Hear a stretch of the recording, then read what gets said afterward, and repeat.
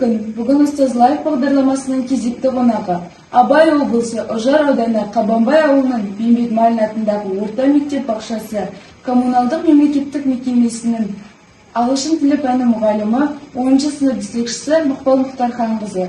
Қош келдіңіз. Қош көрдік. Алдымен сіз туралы дайындалған педагогикалық қызметіңіздің нәтижелеріне бағытталған бейнероликке назар аударайық.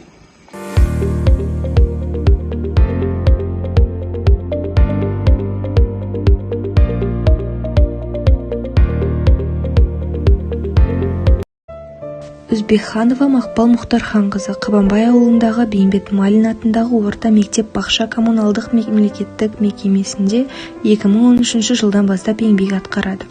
Еңбек өтілі 14 жыл, санаты педагог сарапшы, оқушылары аудандық, облыстық пән олимпиадаларының және спорттық жарыстарының жеңімпаздары және де мектеп белсенділері. Кешегі өткен Ожар ауданында Жайдарман ойындарында сыныбыны жартылай финалға өтіпті. Құттықтаймын. Жалпы сыныпты қалай тиімді басқаруға болады? Қандай әдіс-тәсіл қолданасыз? Сынып оқушының мінез құлқына көптеген факторлар әсер ететін жүйе.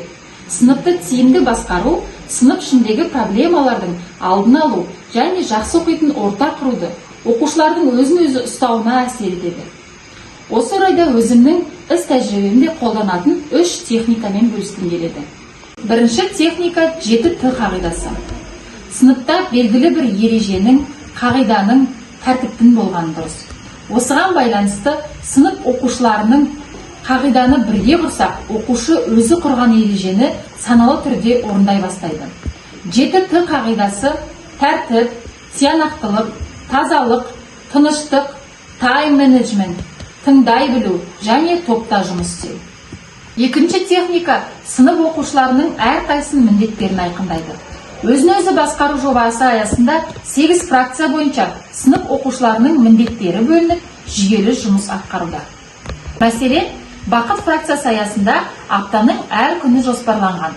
Бірінші күн ән айту, яғни Қазақстан Республикасының гимні шырқалады. Екінші күн құшақтасып амандасу. Үшінші күні сыныпқа би билеп келу. Төртінші күні бір-бірімізге жылы сөз комплимент арнау. Бесінші күн күліп жүру. Үшінші техника қоңырау уақытын тиімді өнімді істерге арнау. Мәселен, қысқа минутты қоңырауларда гимнастикалық, сергіту сәті сияқты жаттығуларды жасауға машықтанып жүр. Сонымен қатар, сыныбымызда кітап оқу челленджі ұйымдастырылған. Бұл челлендж оқуға құштар мектеп жобасы аясында жүзеге асып жатыр. Сыныпты тиімді басқарады екенсіз. Тәрбие жұмысында қандай кері байланыс әдістерін қолданасыз? Тәрбие сағатындағы кері байланыс ол оқушының сол сабақ жөніндегі пікірі. Оқушы тәрбие сағатындағы алған мәліметті өмірінде қалай қолданады? Ол құнды ақпарат болды ма? Сол туралы өз ойын еркін айту керек. Мәселен, ұлттық тәрбие, ұлт болашағы тәрбие сағатында 7 күн әдісі арқылы кері байланыс алдым.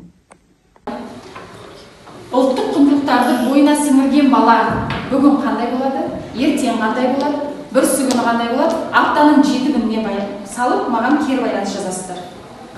Ұлттық құндылықтарды бойына сіңірген бала бүгін сол туралы қосымша ақпараттар қарастырады, ертең сол ақпараттармен жақындарымен бөліседі, бүрсі күні өзінің дағдысын қалыптастырады. Арғы күні сол мәліметтермен достарымен бөліседі, ауыр күні сол ойындарды өз ойнап көреді. Соңғы күні шешім қабылдап, бойына қандай қасиеттер сіңіргенін байқайды. Азына күні бала өзінің бойында шыншылдық, адалдық қасиеттері пайда болған. Және де мен оқыған бір кітап Редекс форматындағы іс-шарада оқимын, ойланамын әдісі арқылы кері байланыс жасадым. Жақсы, ендігі кезекте бүгінгі жаңағы өткен ойыңды өзгертіп, өміріңді өзгертіп кітабына өз ойларыңды кері байланыс. Мен оқимын және ойланамын деген арқылы өмір болмайды түңілуге, мәңгі сені жазбаған сүрінуге, қайта тұрып хақылдар жүгіруге. Мұқағали Мақатаевтың осы өлең жолдары арқылы Кәмшат Бегіштованың ойыңды өзгертіп, өміріңді өзгерт кітабына деген қызығушылығым артты. Және бұл кітапты мен болашақта міндетті түрде оқимын деген шешімге келдім. Жалпы бұл жүзеге асырылып жатқан барлық іс-шаралардың мақсаты үздіксіз аз-аздан даму.